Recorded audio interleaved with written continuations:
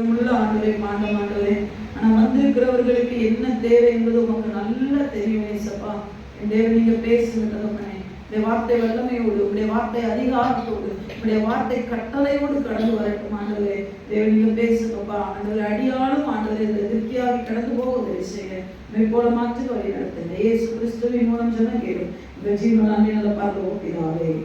ஹல்லேலூயா. இன்றைக்கு போன வாரத்தை ஒரு காரியத்தை பார்த்தோம். இன்றைக்கும் கூட ஒரு அற்புதமான ஒரு மனிதனை இன்றைக்கு ஆண்டவர் நம்மளோடு கூட பகிர்ந்து கொண்டு நம்மளை உற்சாகப்படுத்தி நம்முடைய ஆவிக்குரிய ஜீவியத்தை தட்டி எடுப்ப தேவன் விரும்புகிறார். ஹல்லேலூயா, ஹல்லேலூயா.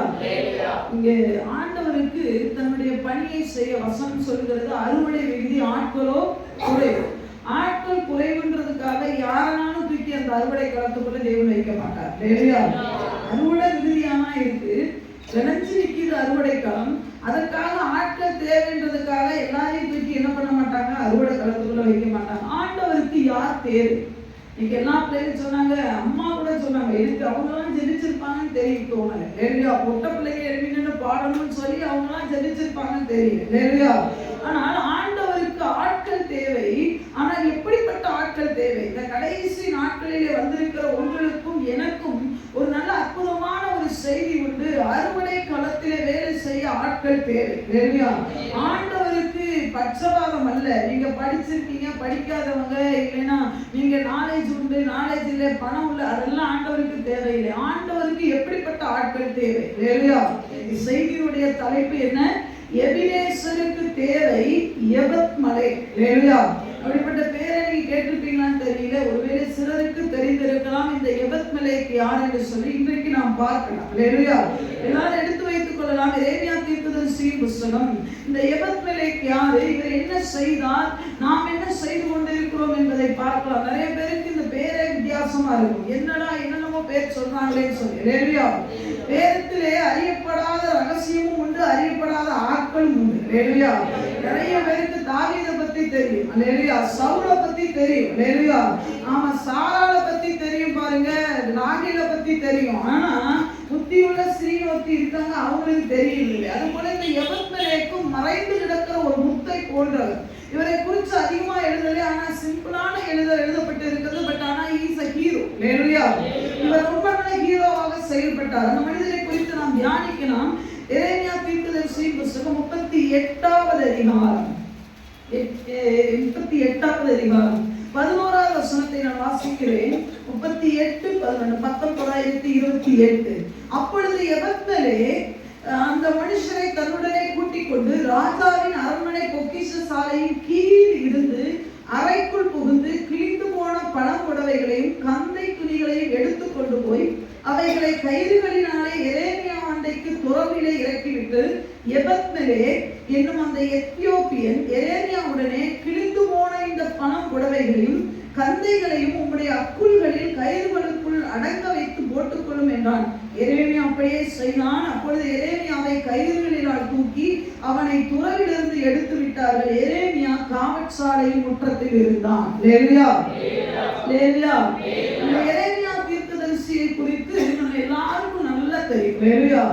எரேமியா தீர்க்கதரிசி ஆண்டவருடைய இயேசு கிறிஸ்துவுடைய அன்புக்கு ஒப்பாக கருதப்படக்கூடிய ஒரு தீர்க்கதரிசி. பல தீர்க்கதரிசிகள் இருக்கிறார்கள். யோவான் தீர்க்கதரிசி இருக்கிறார். அவர் எப்படிப்பட்டவர் தெரியுமா? கடாமுடா.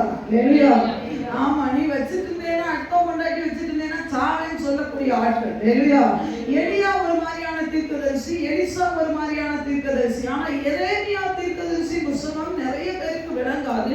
ஆனா நீங்க படிப்பீர்கள் என்று சொன்னால் எரேமியா தீர்க்கதரிசியை போல அன்பை பிரதிபலிக்கக்கூடிய ஒரு புத்தகம் வேற எதுவும் இல்லை என்று சொல்லலாம். இல்லையா, அதிகப்படியான அன்பை இந்த எரேமியா தீர்க்கதரிசி புத்தகத்திலே பார்க்கலாம்.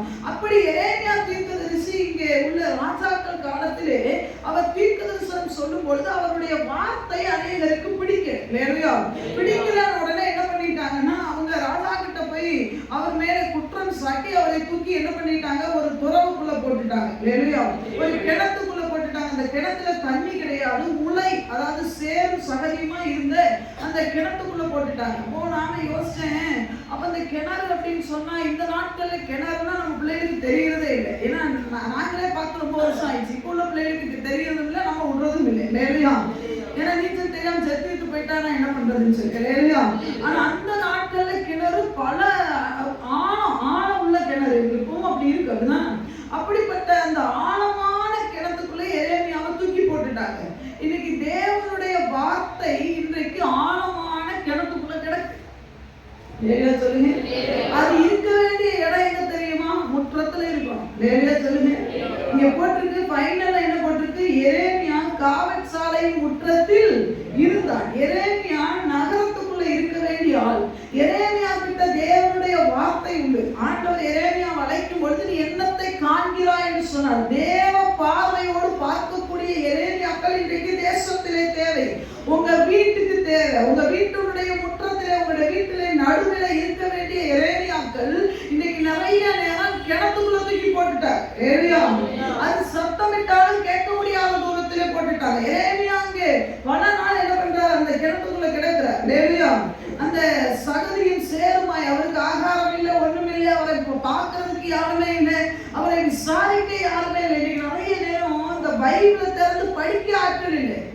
ஐயா, ஒரு மனிதன் இருந்தானே, கிட்டத்தட்ட பல வருஷமே உள்ள வார்த்தையை சொன்னானே, பாபிலோன் ராஜா வருவான், கட்டாயமா இந்த தேசத்தை சிறப்பிடிப்பான்னு சொன்னதெல்லாம் அப்படி நடந்துகிட்டே வருது. அந்த மனுஷனை எங்கன்னு காணோன்னு தேடுறதுக்கு ஒரு ஆள் இல்லை. ஏன்னா அவங்களுக்கு பிஸி வேலை பலமான வேலை. இன்றைக்கு நிறைய பேருடைய பைபிள் கிணத்துக்குள்ள கிடக்கு. பக்கத்துல உங்க கை பிடிச்சு கேட்குங்க, ஆரம்பத்தில் உங்க பைபிள் எங்க கிடக்கு? என்ன சொல்றாங்க? அதாவது சிலர் சொல்லுவாங்க, என்ன தெரியுமா சொல்லுவாங்க? ஞாயிற்றுக்கிழமையானா எங்க வந்துடும்? எங்க வரும்? அக்குளுக்குள்ள வருமா? ஞாயிற்றுக்கிழமையானா எங்க வரும்? அப்ப திங்கக்கிழமை எங்க போட்டுருவாங்க? கிணத்துக்குள்ள. அதுக்கப்புறம் மறுபடியும் எப்ப எடுக்கிறது? சொல்லுங்க. இங்க வந்தாலும் அந்த பைபிள் திறக்கும்போது ஏன் தெரியுமா தூக்கம் வருது? நீ 6 நாள் எங்க போட்டுட்ட? தேவ வார்த்தையை கிணத்துக்குள்ள போட்டாச்சு. இனி அந்த ஞாயிற்றுக்கிழமை மட்டும் அந்த வேதத்தை தூக்குனா மட்டும் உனக்கு தெரிய போகுதா? இல்ல ஒண்ணு ஏதாவது விளங்க போகுதா? இல்ல நீங்க தான் ஆவில நிறைய போறீங்களா? ஒண்ணுமே கிடையாது.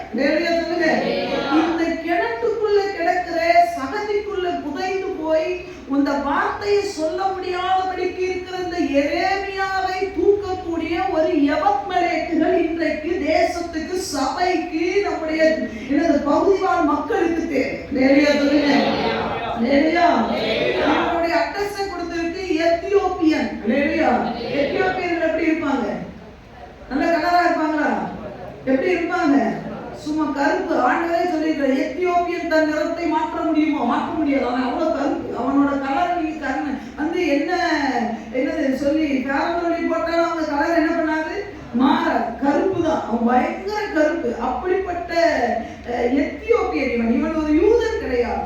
இவன் ஒரு அபிஷேகம் பண்ணப்பட்டவன் கிடையாது. இவன் அழைப்பு பெற்றோனும் கிடையாது. அரண்மனையில ஒரு பிரதானி. சொல்லுங்க, எப்படியோ ஒரு வேலையா இங்க வந்துட்டான். நிறைய தேசத்திலே, பாபிலோன் தேசத்திலே என்ன சொல்றதுன்னா, நிறைய, அதாவது பாபிலோன் ஆகட்டும், எருசலேம் ஆகட்டும், மற்ற எல்லா தேசம் இன்னொரு தேசத்துக்கு படையெடுக்கும் பொழுது எப்படிப்பட்ட ஆட்களையும் கூட்டிட்டு வருவாங்க. அப்படி கூட்டிட்டு வரும்போது அவங்களுக்கு நாலேஜ்ல இருக்கிற ஆட்கள் தன் அரண்மனையில, அப்படி இந்த அரண்மனையில ஒரு பிரதானியா இவன் வந்தவன். இவனுக்கு யூதர்களுடைய பாரம்பரியமோ யூதர்களுடைய வேதமோ எதுவுமே தெரியாது. பட் ஆனா ஒண்ணு தெரியும். என்ன தெரியுமா? எரேமியா கிட்ட தேவனுடைய வார்த்தை உண்டு என்பது நல்லா தெரியும். சொல்லுங்க, அப்பா நீங்க யாரா கூட இருங்க, இந்த சத்திய வேதத்துல ஜீவன் இருக்குன்னு தெரிஞ்சா இது கிணத்துக்குள்ள போடும்போது உனக்கு தூக்கம் வரக்கூடாது. அந்த ராஜா நாணியை தூக்கி கிணத்துக்குள்ள போட்டுட்டாங்க, சிங்கிக்கவியில போட்டுட்டாங்க. அவர் தூங்குனாரா? ஆனா கிறிஸ்தவர்களாகி நீங்களும் நானும் தூங்குறோமே. அந்த ராஜாவுக்கு எந்த ராஜா? தரிய ராஜா. தரிய ராஜாவுக்கு நாணியை கிணத்துக்குள்ள தூக்கி போட்டதுனால தூக்கம் வரல. ஆனா மீதி உள்ள எல்லாருமே தூங்குனாங்க. இன்னைக்கு கிறிஸ்தவன் வேத வார்த்தை வரலைன்னா தூங்க கூடாது. காலையில வீட்டுக்குள்ள வேதம் திறக்கப்படணும். உங்க பிள்ளைகள் பைபிளை திறக்கணும். உங்க கணவன் பைபிளை திறக்கணும். இல்லையா நீ அழணும். ஐயா, எரேமியாவை தூக்கி கிணத்துக்குள்ள போட்டதுக்கு அப்புறம் இந்த தேசத்துல யார் தீர்க்கதரிசனம் சொல்லுகிறது? தானியேலை தூக்கி சிங்கக்கவியில தூக்கி போட்டதுக்கு அப்புறம் தேசத்திலே ஒரு விரல் வந்து எழுதுமே. அந்த எழுத்தை யார் படிக்கிறது? ஒரு மனிதனுடைய ராஜ்யம் முடிவடைய போகிறது, இல்ல ஒரு மனிதனுடைய ராஜ்யம் துவங்க போகிறது என்ற தீர்க்கதரிசனம் தரிசனமாகவே கொடுக்கப்பட்டாலுமே விளங்காத தரிசனத்தை விளக்கி காட்டக்கூடிய ஒரு தானியேலை கிணத்துக்குள்ள தூக்கி போட்டு நீ என்ன வாழ போற?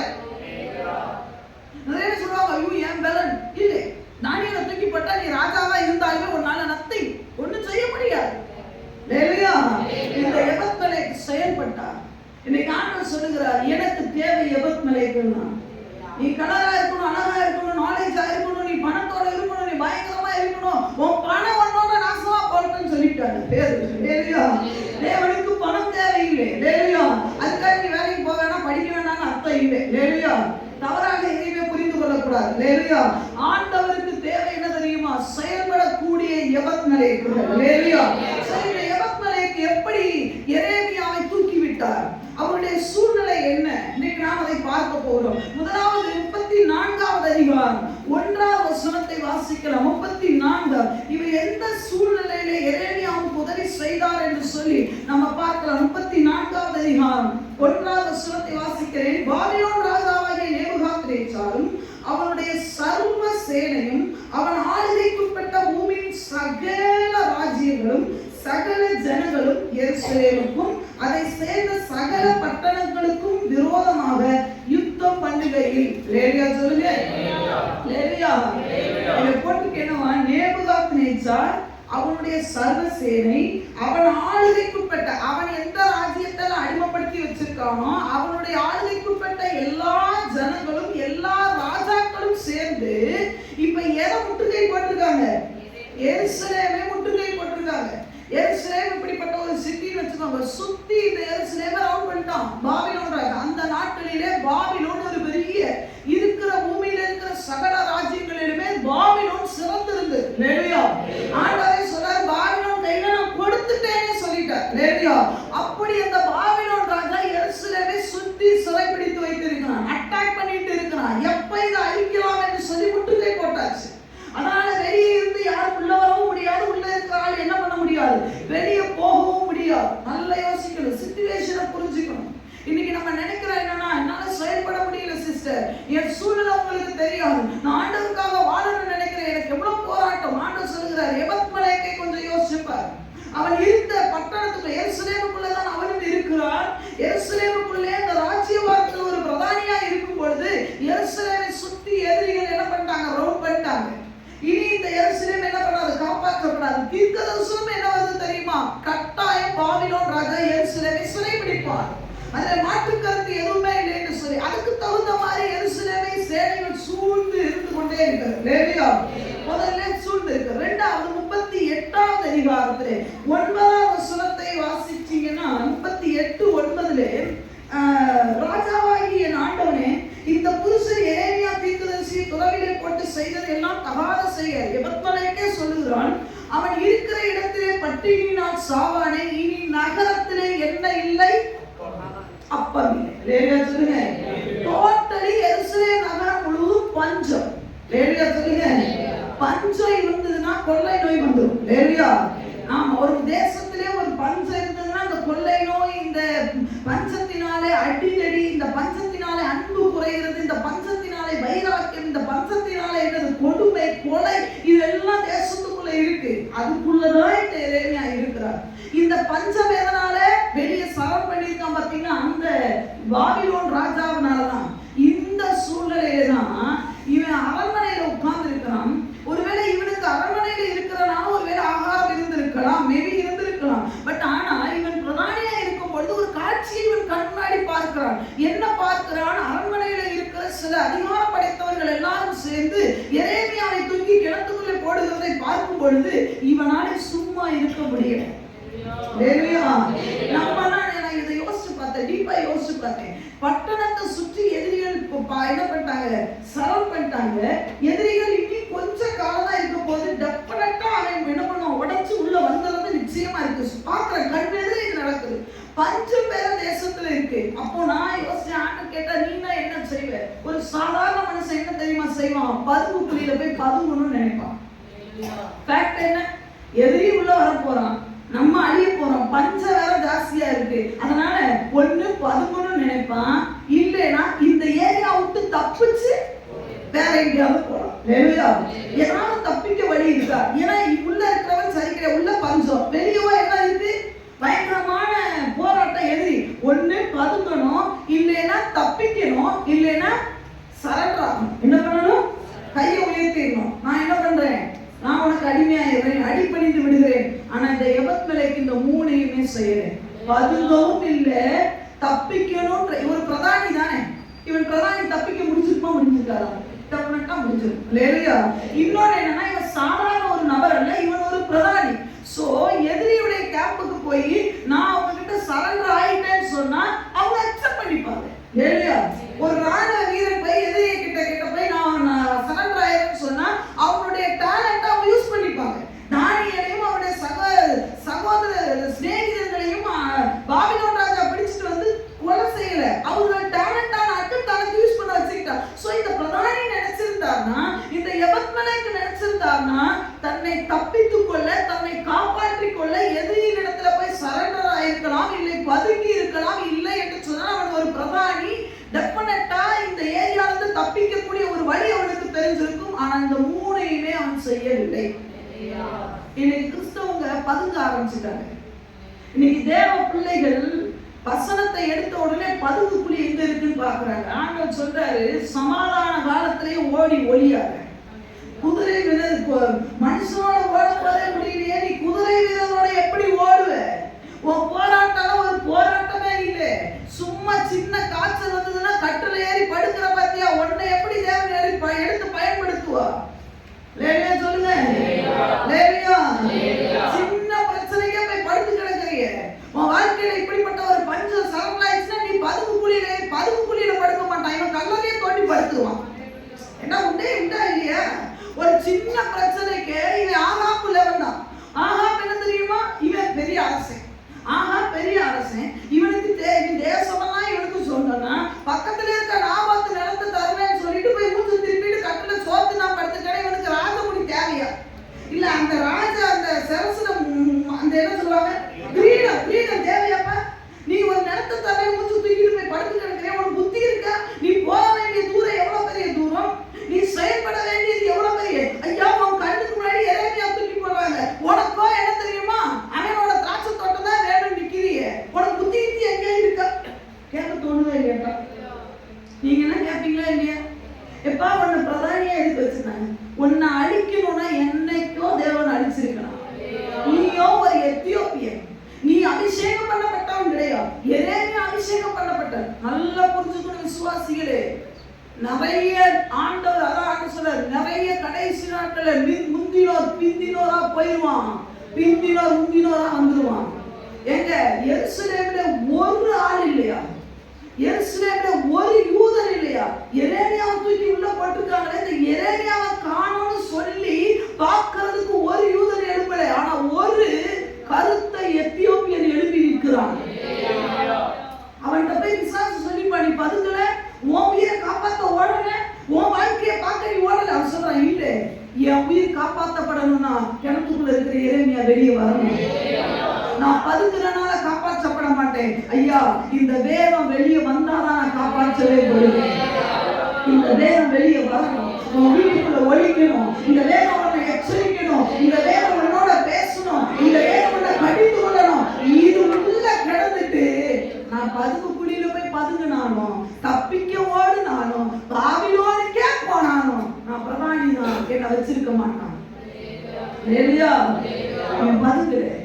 அந்த விசுவாசிகளே, இன்னைக்கு நிறைய பேர் செயல்பட வேண்டிய எபத்மலேக்குகள் என்ன தெரியுமா? பதுங்க ஆரம்பிச்சுட்டாங்க, பதுங்கவும் ஆரம்பிச்சுட்டாங்க, பதுக்கவும் ஆரம்பிச்சுட்டாங்க. நான் சொல்றது விளக்கும் நினைக்கிறேன். நாம தாங்க வருதுன்னு சொல்றோம், ஆனா நம்ம தாங்க பணத்தை சேஃப்டி பண்ணுவோம் நினைக்கிறோம்.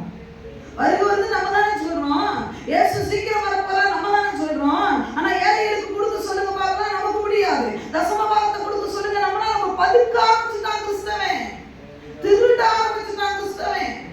ஐயா, நீ நான் படி, உன்னை வேணாம்னு சொல்லல, சந்தோஷமா படி, நீ மேல போ வேணாம்னு சொல்லல. தேவனுக்கு கொடுக்க வேண்டியதை பதுக்குற நீ எப்படி தேவனுக்காக செயல்பட முடியும்? வருதுன்னு சொல்லி ஒரு மணி நேரம் ஜெபம் கூட உன்னால பண்ண முடியல. எதிர்கொண்டு போவியா? மேகத்துக்கு எதிர் வச்சு மேகத்தை ரதமாக்கி அவர் வரும்பொழுது அவருக்கு எதிர்கொண்டு உன்னால போக முடியுமா? அவர் வருகிறார் என்று சொல்லி ஒரு மணி நேரம் அரை மணி நேரம் ஜெபத்துல கூட உன்னால உட்கார முடியாம பதுக்குறையே. பதுக்குற கிறிஸ்தவர்கள் இருக்கிறாங்க, பதுக்குகிற கிறிஸ்தவர்கள் இருக்கிறாங்க, ஓடி ஒளிய நினைக்கிற கிறிஸ்தவர்கள். கிறிஸ்தவன் என்பது யார் தெரியுமா? கோலியாத்துக்கு முன்பதாகவே நீ சின்ன ஆளா இருந்தாலும் ஒரே வாழ்க்கை ஒரே சாவுதானுங்க. தேவனுக்காக வாழ்ந்து செத்தன்ற ஒரு பேர் வாங்கிக்கலாமே.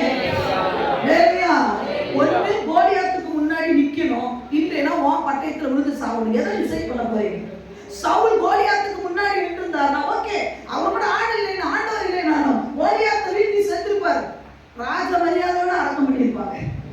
உண்டா இல்லையா? கடைசியில நிலைமை என்ன தெரியுமா? தன் பட்டயத்தை உருவி தானே தற்கொலை பண்ணி செத்தார். அபிஷேகம் பண்ணப்பட்டவன் எவனை கண்டு பதுங்க கூடாது. சூழ்நிலையை கண்டு பதுங்காதீங்க. எந்த நேரத்திலையும் என் பிரச்சனை எவ்வளவு தெரியுமா? படுத்தே இருந்தா உன் பிரச்சனை மாறிடுமா? நீ அமைதியா இருந்தா பிரச்சனை, வாயை திறந்து ஜெபி, உன் பிரச்சனை மாறும். செயல்படு. இந்த எபத்மேல என்ன தெரியுமா? யாரும் பொண்ணு செய்யறேன், ஆனா இவர் என்ன பண்ணார் தெரியுமா? பதுங்கவும் கிடையாது, தப்பிக்க நினைக்கவே இல்லை.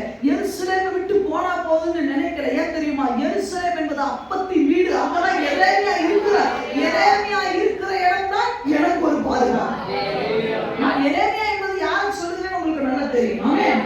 எரேமியா தேவ பிரசன்னம் இருக்கிற இடம் தான். பாட்டு பாடணுமே, உங்க கிருபை இல்லைன்னா நானு சொத்து உண்மையாதான் பாடுறீங்களா? சொத்து சுகம் இருந்தாலும் வீடு நல்லா இருந்தாலும் உங்க கிருபை மட்டும் இல்லைன்னா வேஸ்ட் பாடுறீங்கல்ல. அந்த கிருபையை விட்டுட்டு ஓடுறீங்க. எங்க போனாலும் எரேமியாவோட போலாம். எங்க போனாலும் சிங்கக்கவிக்குள்ள போறியா, எரேமியாவோட போறோம். தேவ பிரசன்ஸோட போறோம். தேவன் இல்லாம நான் எங்க போனாலும் தைரியம் தான். நீங்க நினைக்கலாம், ஐயோ மத்தவங்க எல்லாம் நல்லா இருக்காங்களே, மத்தவங்க அழைப்பு வேற, நம்ம அழைப்பே வேற. நம்ம வெளிச்சத்துக்கு எப்போ வந்துட்டோம், அவரோடு கூட தான் நான் நடக்க வேண்டும். இவர் என்ன பண்ணல, தப்பிக்கவும் இல்லை, ரெண்டாவது எதிரியோட போய் இணையவும் இல்லை. நிறைய பேர் என்ன தெரியுமா?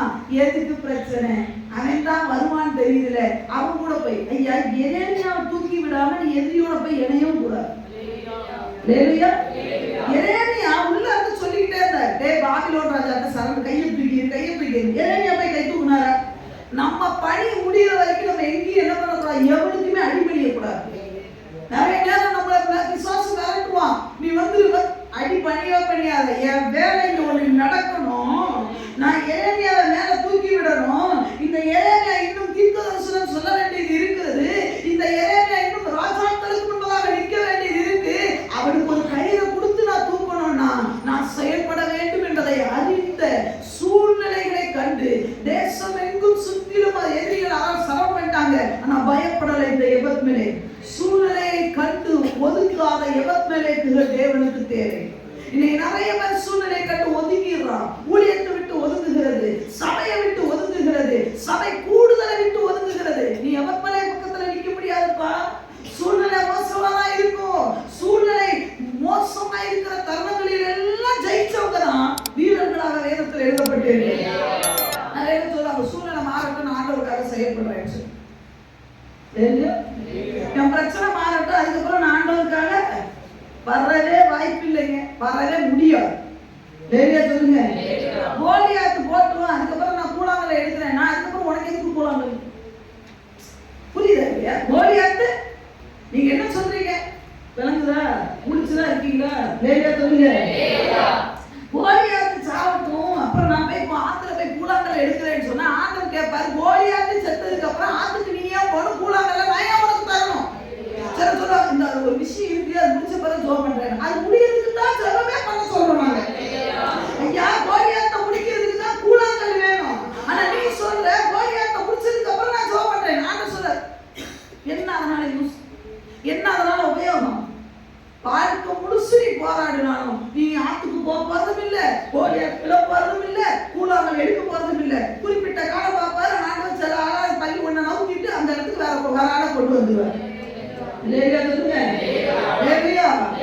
சூழ்நிலையை கண்டு இவன் அஞ்சவில்லை. முதலாவது. இரண்டாவது என்னன்னா, செயல்பட வேண்டிய தலைவனே செயல்படாததை கண்டு ஒதுங்க. சொல்லுங்க, செயல்பட வேண்டியவன் யார் தெரியுமா? இந்த ராஜா. சொல்லுங்க, அந்த நாட்டுல இருந்த எரேமியாவை கிணத்துக்குள்ள தூக்கி போட்ட ராஜா யார் தெரியுமா? சிதேக்கியா. இந்த சிதேக்கியா ராஜா தான் பிரபுக்கள் எல்லாம் சொல்றதை கேட்டுட்ட உடனே சரி நான் என்ன பண்றதுன்னு சொல்லி தூக்கி என்ன பண்ணிட்டார்? எரேமியாவை தூக்கி போட்டுட்டார். செயல்பட வேண்டிய தலைவனே, ஒரு குடும்ப தலைவனே செயல்படாது இருக்கும் பொழுது அவன் தானே செயல்படணும், நான் அவனே செயல்படல, நான் ஏங்க அப்படின்னு ஒதுக்கல. இன்னைக்கு நிறைய பேர் என்ன தெரியுமா? அவங்கள தானே வச்சிருக்காங்க, அவங்க தானே செய்யணும், அவங்க தானே அந்த காரியத்தை செய்யணும், எனக்கு கொடுத்துருக்காங்க ஒதுங்கு. ஐயா நல்ல தெளிவா இந்த வார்த்தையை உங்க பைபிள்ல கொட்டை எழுத்துல எழுதிக்கோங்க. செயல்படாதவர்களை ஒதுக்கு, நீ ஒதுக்காத. அவங்கள ஒதுக்கிடு, நீ ஒதுக்காத. நான் ஒதுக்கணும். ஒன்னால முடியுமா அடி, இல்லைன்னா நான் அடிக்கிறேன் ஒரு சொல்லணும் இல்லையா? ஒண்ணு நீ செய்ய, இல்லைன்னா என்ன இவன் அப்படி கிடையாது. அவனே செய்யல, அவனே குடும்ப ஜபத்தை நீ பண்ண, அவனே பண்ணல. அவன் எத்தனை காலத்துக்கு நீ அவன் சொல்ல போற? யாருமே வரல, நீ செய்ய. ஐயோ அவங்க பண்ண, அவங்க என் தலைவர், என் குடும்ப தலைவர், அவர் வரல, அவங்க செய்யல, இவங்க செய்யல, என் பிள்ளை வரல, அது வரல, இது வரல, அதுல செயல்படவே தெரிஞ்சு போச்சு இல்ல. இப்போ ஒரு நல்ல உங்களுக்கு புரியுற மாதிரி ஒரு விஷயத்த சொல்லணும். நீங்க ஒரு இடத்துக்கு போகணும், உங்களை துரத்திக்கிட்டு ஒரு நாய் வருது, வேறு நாய் ஒன்று வருதுப்பா. நீங்க கார்ல போயிட்டு இருக்கீங்க, எதுல போயிட்டு இருக்கீங்க? திடீர்னு கார் என்ன ஆயிடுச்சு, கார் டோர் எல்லாம் ஓப்பனா இருக்கு, நீங்க போயிட்டே இருக்கீங்க, அது க்ளோஸ் பண்ண முடியல உங்களால. எனக்கு நாய், வெறி நாய் துரத்து, டோர் எல்லாம் ஓப்பன், அது கிளாஸ் எல்லாம் ஓப்பன்ல இருக்கு, நீங்க வேகமா போயிட்டீங்க, சடனா கார் நின்றுச்சு. இப்ப நின்னே ஸ்டார்ட் பண்ணி பாக்குறீங்க, நாயும் வேகமா வருது, வெறி நாய் வேகமா வருது. அந்த நேரத்துல பக்கத்திலே ஒரு சைக்கிள் இருக்கு, என்ன பண்ணுவீங்க நீங்க? சொல்லு என்ன செய்வீங்க? ஏன் கார்ல ஓட்ட வேண்டியது? சொல்லுங்க. உயிர். ரெண்டாவது, ஏன் கார் ஸ்டார்ட் பண்ணி பார்க்கவே முடியல? மறுபடியும் கார் சேஃப்டி தானே, காருக்குள்ளே உட்கார முயற்சி பண்ண வேண்டியதானே? ஏன் ஆபத்து கிட்ட? இப்ப இந்த காரோட போறோட என்னன்னா, இப்ப பக்கத்துல சைக்கிள் இருக்கு, திறந்து இருக்கு, எடுத்து அழுத்தவே மாட்டியா? நம்ம சொல்லுது, இந்த கார் தான் செயல்படாது, எனக்கு பிரச்சனையே இவங்க தான், எனக்கு பிரச்சனை ஆன்னு சொல்ல. பக்கத்துல இருக்கிறது என்னத்தை பாரு, சைக்கிள கண்ணு ரெண்டு நல்லா தானே இருக்கு, நொல்லையாவா போச்சு? பக்கத்துல சைக்கிள் இருக்குல்ல, எடுத்து அழுத்த வேண்டியதான் சொல்றது. நான் வளவாங்கிறதுக்கு காரணமே இவங்க தான். எப்ப கார் ரிப்பேர்ப்பா, நீ விட்டுரு, கார் ஓப்பன்ல இருக்கு, விட்டுரு, இறங்கி உனக்குன்னு. எங்க கார் இல்லாம அட்டாவணத்துல ஒண்ணு நிக்க வச்சாதான் நீ ஆண்டவரை குறை சொல்லணும். சைக்கிள் இல்லாத ஒரு இடத்துல நிக்க வச்சாதான் நீ சொல்லணும். நீ கரெக்டா உன் கார் ரிப்பேரா இருக்கிற நேரத்துல உன் சைக்கிள் பக்கத்துல நிக்க வச்சிருக்கிறாருன்னா தேவ பிளானா இல்லையா? டக்குனு எடு, சைக்கிள ஸ்டாண்ட்ல போடு, ஏறு, கப்புன்னு அழுத்து ஓடி. எவ்வளவு நேரம் நாய் கறக்கணும்? நம்ம அப்படி கிடையாது, காருக்குள்ளேயே ஜம்பமா உட்காந்துக்கிறது. சொல்றது இந்த ஸ்டேரிங் சரியில்லை, எதுங்க அது சொல்லு, நான் சரியில்லை தான். இப்ப என்ன சொல்றது? இந்த பிரேக் சரி கிடையாது, இந்த என்ன சரி கிடையாது, ஆர்ம் சரி கிடையாது, இந்த கண்ணாடி சரி கிடையாது, டயர்ல 4 ஒண்ணு போச்சு. ஆனா மடப்பையில எல்லாம் போச்சுன்னு தெரிஞ்சுமே நீ உட்கார்ந்து இருக்கிற உனக்கு தான் என்ன போச்சு? புத்தி போச்சு, ஃபியூஸ் போச்சு, எல்லாமே போச்சு. எல்லாம் போச்சு தெரியுது, அதோட போராடுது. ஸ்டேரிங்க பிடிச்சி திருப்புறது. ஸ்டேரிங் கரெக்டாக சொல்றேன். ஆமா, ஸ்டேரிங்க பிடிச்சி என்ன பண்றது? திருப்பி. நீ என்ன திருப்பினாலும் லெஃப்ட்டும் போவாது, ரைட்டும் போவாது. ஏன்னா அது என்ன பண்ணாச்சு? ஸ்டக் ஆகி. அது ஸ்டேரிங் சொல்லுவோம், டேய் பக்கத்துல சைக்கிள் இருக்கு பாரு. இல்ல நான் சைக்கிளை இப்படி அழுத்த மாட்டேன். எப்படி? நான் இப்படி அழுத்தி பழக்கப்பட்டேன். காரை எப்படி பிரேக் போடுவாங்க சொல்லுங்க, எப்படி போடுவாங்க? அப்படிதான் போடுவாங்க. என்னங்க ஒரு மாதிரி பாக்குறீங்க? இப்படி போடுவாங்க. இப்போ நான் இப்படி அழுத்த வேண்டியது இருக்கு, நானும் ஓட்ட வேண்டியது இருக்கு. ஓட்டு இப்படி திருப்பின இடத்துல இப்படி சைக்கிளை எப்படியெல்லாம் பிடிக்கணும்? புடி. இவன் சொல்லுவோம், ஆனா கார் நல்லா இருந்தா மட்டும் வெறி நாய் நான் வராம பார்த்துருப்பேன். ஆனா சொல்ல சைக்கிள் இருந்தது இல்ல, வெறி நாய் தப்பிக்கு ஓடிக்கலாம்ல. ஏச பேர் வருவான்னு இவனுக்கு தெரியும், ஆனாலும் கார்லயே உட்காந்துருப்பான். ஏன்னா இவனுக்கு ஒரு கண்ணு ஏசவே இல்லை, அவன் வரான்னு தெரியுதுல்ல, சைக்கிள் எடுத்து ஓட வேண்டியதானே. இவனுக்கு சைடு வராம ஏச பேரை பார்த்துக்கிட்டே இருக்குது. ஆண்டவர் பார்ப்பாரு, கிளம்புடா அப்படின்னா, எதுக்கு இந்த சைக்கிள் எவன் இங்கே எடுத்து வச்சான்? இல்லைன்னா கூட ஆண்டவர்கிட்ட சொல்லியிருக்கணும், ஆண்டவரே சைக்கிள் இல்லைன்னா நான் ஓட முடியல, என்ன பண்ணணும்? அவன் நான் உடுத்திருக்கிற துண்டை விட்டுட்டு ஓடுறான், நீ சட்டியோட ஓடி தொலைய வேண்டியதானே. இவன் சைடு வரவே அவளை லுக்கு விட்டுட்டு இருக்கிறது. அவளே கிளவி, உனக்கு புத்தி இல்லை, நீ வயசு போய் அவளை போய் சைக்கிள் விட்டு எடுக்கிறேன். அது விட்டா இல்லையா? சொல்லுங்க. அவளை போய் நம்ம என்னதுக்கு? நம்ம அப்போ இங்க பாருங்க, செயல்படாதவங்களை நவுத்திரு, நீ செயல்படு. நம்ம அப்படி கிடையாது, நான் நவுத்துறேன், அவன் செயல்படு. சில சொல்லுவாங்க, அவங்க செஞ்சா நான் செய்வேன். நான் செஞ்சேன், அவங்க தின்னா நீ தின்ன நினைக்க சொல்லியிருக்கேன். பக்கத்துல குலுக்கி கேட்கும். என்ன சிரிச்சுட்டே கேட்க என்ன மாதிரி அவங்க தின்னான திப்பேன் என்னைக்கா சொல்லியிருக்கேன்.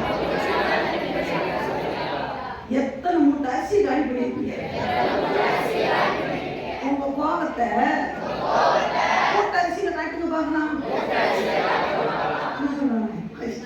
அது எப்படி அதெல்லாம் முடியாது. வேறையா சொல்லுங்க, செயல்படாதவர்களை ஒதுக்கு, நீ ஒதுங்காத. செயல்படலையா அவனை ஒதுக்கி விட்டுரு. ஆனா இது ரொம்ப கஷ்டமா இருக்கும் நம்ம பார்வையில. யார் திருப்பி ஏன்னா அது தலைவன். சிதேக்கியா ராஜா தலையில கிரீடம் இருக்கு, என் தலையில என்ன இல்ல. சிதேக்கியா ராஜா கையில முத்திர மோதிரம் இருக்கு, ஆனா என் கையில ஒன்றும் இல்லை. சிதேக்கியா அபிஷேகம் பண்ணப்பட்டவன், நான் என்னது அபிஷேகம் பண்ண அப்போனே செயல்படல. இப்ப எப்படியா நான் முன்னாடி இருக்க பிடிமை பாடல நீங்க பாடுவீங்களா? தெரியல. அவன் அமைதியாயிட்டானே, நம்மளும் கொஞ்சம் அமைதியாயிடலாமே. அவன் அமைதியாயிடா என்ன பாட்டு தெரியுமா இல்லையா? சியோனுக்கு தான் 512 சொல்லிட்டோம்ல, பாட்டு போய் திருப்பி வச்சுட்டோம்ல. அவர் பாடினா என்ன பாடல நம்ம பாடணுமா இல்லையா? நாங்க பாட மாட்டோம் சிஸ்டர்.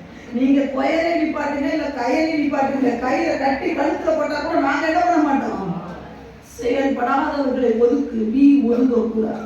இந்த எவர்மலை பார்க்கிறான், ராஜா செயல்படல, யூதர்கள் செயல்படல, எவரும் செயல்படல, நான் இறங்கி செயல்பட. சரி, இந்த ராஜா ஏன் செயல்படலன்றத பார்க்கணும். சரிதான், வேகமா பார்க்கணும். இந்த ராஜா ஏன் செயல்படல? காரணம் என்னன்னா, தேவ வார்த்தையை குறித்ததான குழப்பம். என்னது?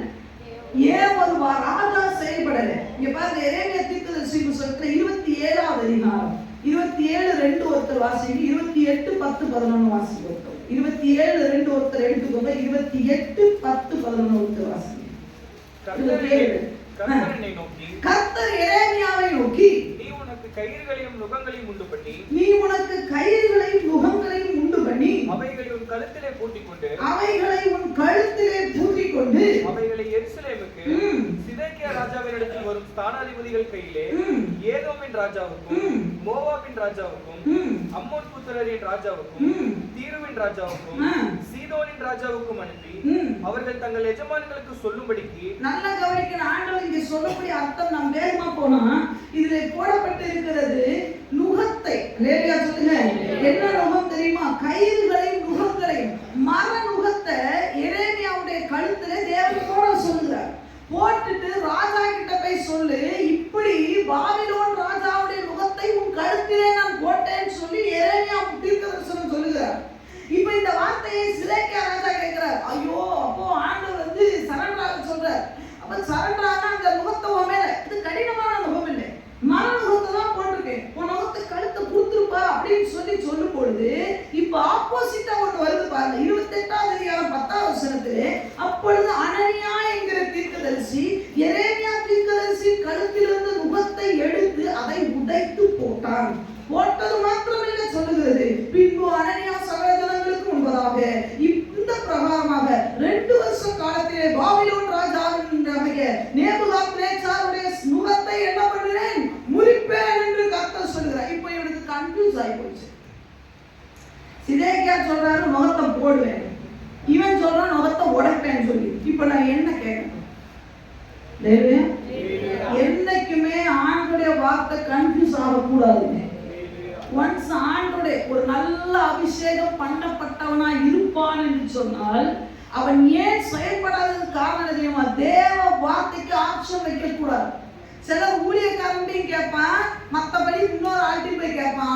அட்வைஸ், ஐயா அபிஷேகம் பண்ணப்பட்டவன்ட்டு தான் கேட்டுட்டேன், அதுக்கப்புறம் தூக்கிட்டு அடுத்தவன்ட்ட போய் உனக்கு என்ன கேள்வி? தூதன் தான் வந்து சொல்லியாச்சு, எம்மா உன் வயிற்றுல உற்பத்தி ஆகி இருக்கிறது கர்த்தரால் உண்டானது. யார்கிட்ட சொன்னாங்க? மரியாதை சொன்னாங்க. மரியாதை அதை எடுத்துட்டு போய் யோசேப்பு பேசினாங்களா? இல்ல மரியாதை போய் மாரியாட்ட பேசினாங்களா?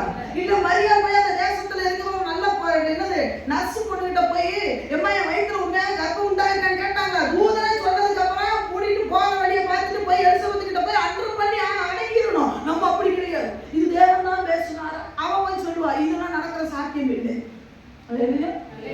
இதெல்லாம்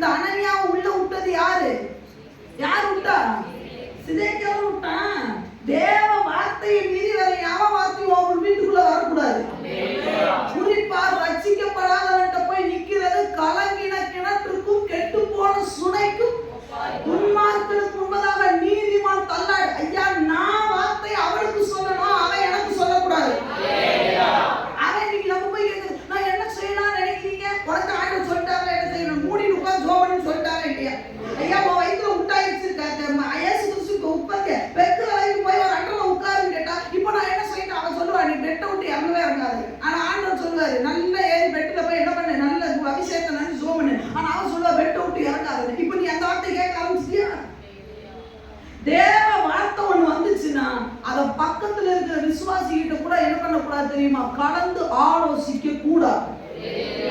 உனக்கு சந்தேகம் தானா? இப்ப நிறைய பேருக்கு பிரச்சனை என்ன தெரியுமா? தேவ வார்த்தை குறிச்சு பிரச்சனை இல்லை, எரேமியாவை குறிச்சுதான் சந்தேகம். இவர் எரேமியா தேவனால பேசுறாரா இல்லையா? உனக்குள்ள ஆவியானவர் இருப்பார்னா எரேமியா யாரால பேச? எங்க இந்த எரேமியாவை ஆண்டவர் கல்யாணமே பண்ணிக்கிறான்னு சொன்னாரு. எந்த மனுஷன் நீ கல்யாணம் பண்ணா முடியும் செய்யும் உண்டா இல்லையாப்பா? நீ திருமணம் பண்ண வேண்டாம். இந்த மனுஷன் சிங்கிளா இருந்து சின்ன வயசுல இருந்து வாலிப வயசு வரைக்கும் ஆண்டவரை பத்தி தெரிஞ்சவா சொல்லி கல்லடி மண்ணடி பட்டு அவமானம் காரி துப்பி பட்டு சகதிக்குள்ள கிடக்குறாரே, அந்த வார்த்தையை சந்தேகப்படுறீங்க. வேதத்துல இருந்து எத்தனை தடவை தேவன் உங்ககிட்ட பேசட்டும், எத்தனை தடவை பேசட்டும். ஆராதனையில பேசுவாரா, பாடல் வேலையில பேசுவாரா, நீ தனிச்சவத்துல இருக்கும் போது பேசுவாரா, நீ பைபிளை படிக்கும் போது பேசுவாரா, பிற விசுவாசி வச்சு பேசுவாரா. ஆனா இவங்க மறுபடியும் போய் அந்த கருப்பு பிசாசு கிட்ட போய் கேட்கலன்னா இவனுக்கு என்ன வராது? நல்லா புரிஞ்சுக்கணும். உன்கிட்ட இருக்கிற அபிஷேகம் சிலர்கிட்ட இல்லை, அவங்கிட்ட போய் நிக்காத, உன்னை தடுமாற வச்சிருவான். அபிஷேகம் இல்லாத ஆள்கிட்ட போய் அட்வைஸ் கேட்கறது ஒண்ணுதான், நீ கலக்கி போட்டு நிக்கிறது ஒண்ணுதான். சில நேரம் கழுதிட்ட கூட கேட்கலாம், அந்த அபிஷேகம் வராத ஆளுகிட்ட கேட்கக்கூடாது. அபிஷேகம் என்ன உனக்கு தெரியுமா? சில பொய்யா பேசிட்டு இருப்பான், அவன்கிட்ட போய் கேட்கணும். அவன் பார்க்கா போட்டு இருப்பான், அவன்கிட்ட போய் அட்வைஸ் கேட்கணும். உனக்கு புத்தி இருக்கா இல்லையா? அவன் வாயில பார்த்து இருக்க, அவன் வாயில எப்படி தேவ வார்த்தை வரும்? ஒரு தீர்க்கதரிசி இருந்தார் யெரொபெயாம் காலத்துல. யெரொபெயாம் போயிட்டு சொல்லுவார் தானே, எப்பா நீ போய் சொல்லிட்டு போன வழியா என்ன பண்ணு, வந்து அந்த தேசத்துல அப்பம் புசிக்க வேணாம். ஒழுங்கா வந்திருக்கணுமா இல்லையா? வந்திருக்கணுமா இல்லையா?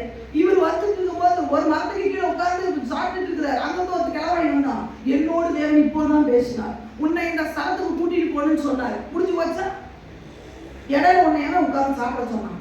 கப்புக்குள் போயிருக்க வேண்டியதான். நம்ம உடனே நினைக்கிறது, உன்னை தெளிவா மேப் போட்டு இங்கதான் நீ போனோம், இந்த மாதிரி வார்த்தையை சொல்லு, வழிவிட வெடிக்கும், வெடிச்ச உடனே நீ வாட்டு வேலையை பார்த்து வந்து சொன்ன ஆண்டவர் இதே மாதிரி வார்த்தையை சொன்னாரு. தெரியுதா நான் சொல்ற வார்த்தை? அந்த வழிவிடத்தை விரோதம் அந்த தீர்க்கதரிசி சொல்லுவாரு, வழிவிட வெடிச்சு கொட்டும், சாம்பல் கொட்டும், அப்படியே திரும்பி வந்திருக்கணும். இந்த தீர்க்கதரிசி கள்ள தீர்க்கதரிசி வந்து சொல்ற, உன்னை ஆண்டவர் வீட்டுக்கு கூட்டு வர சொன்னாரு, போய் சாப்பிட போயிட்டாரு. புரிஞ்சு வச்ச சொல்லி ஆண்டவர் பாப்பா என் ஆலோசனை அவர்கள் விரும்பவில்லை. அந்த வார்த்தை பாருங்க எனக்கு ரொம்ப வேதனையா இருக்கும். ஆண்டவர் சொல்றாரு, இந்த இறைமையாதான் சொல்றாரு நினைக்கிறேன், என் ஆலோசனை அவர்கள் விரும்பவில்லை, என்னை வெறுத்து தள்ளி விட்டார்கள். ஆண்டவர் ஆலோசனை சொன்னதுக்கு அப்புறம் உனக்கு என்ன இன்னும் ஐயா தேவனோட தெளிவா பேசிட்டாரா? பேபிகிட்ட கூட வராத தேவையில்லை. இங்க நம்ம அப்படி கிடையாது. மோகன் சீராசன் சொன்னா அங்கேயும் போய் ஜோம் பண்றது. அடுத்து கார்த்திக் அம்மாளியார் வந்து அவர்த்தையும் போய் ஜோம் பண்றது. அவரும் அதே தான் சொல்லியிருப்பாரு. அடுத்து ஜஸ்டின் மோசஸ் பாஸ்டர் வந்தாலும் அவர்த்தையும் போய் ஜோம் பண்றது. இது மாதிரி ஆண்டவர் சொல்லியிருக்காரு. அவங்க சொல்லுவாங்க, ஆண்டவர் சொன்னா செஞ்சு போ. அடுத்து நாலாவது ஒருத்தர்கிட்ட போக பத்தி அவன் கள்ளத்தீர்க்க தரிசியா இருப்பான். அவன் டகாரு மாத்தி. ஏன்னா என்னைக்கு தேவன் அந்த சொல்லக்கூடிய வார்த்தையை எடுத்துட்டு இது சரிதானா இது சரிதானான்னு கேட்கும் போதே பிசாசு உன்னை கண்ணு வச்சிருவான். நம்மளுக்கு செய்ய விருப்பமே அங்கதான் பாயிண்ட். உனக்கு செய்ய விருப்பமா இருந்ததுன்னா நீ கட்டாயம் செஞ்சிருப்பேன். நீ ஏன் தூக்கிட்டு போய் இது சரிதானா இது பண்ணலாமா இது கூடாதான்னு நாலு பேருக்கு கேட்கும் போதே நீ தடுமாறிட்டாரு. பிசாசு அன்பு விசுவாசியே, பிசாசு உஷாரா இருக்கிறான். நீ தேவ வார்த்தையை தள்ளிட்டு நாலு பேர்கிட்ட ஆலோசனை கேட்கும் போதே அவன் ரொம்ப உஷாராயிட்டான். அவன் வருவான் அழகா பசுந்தோல் போத்தியா ஓனாயா புலியா வந்து சொல்லுவான், இப்படியா ஆண்டவர் சொன்னார்.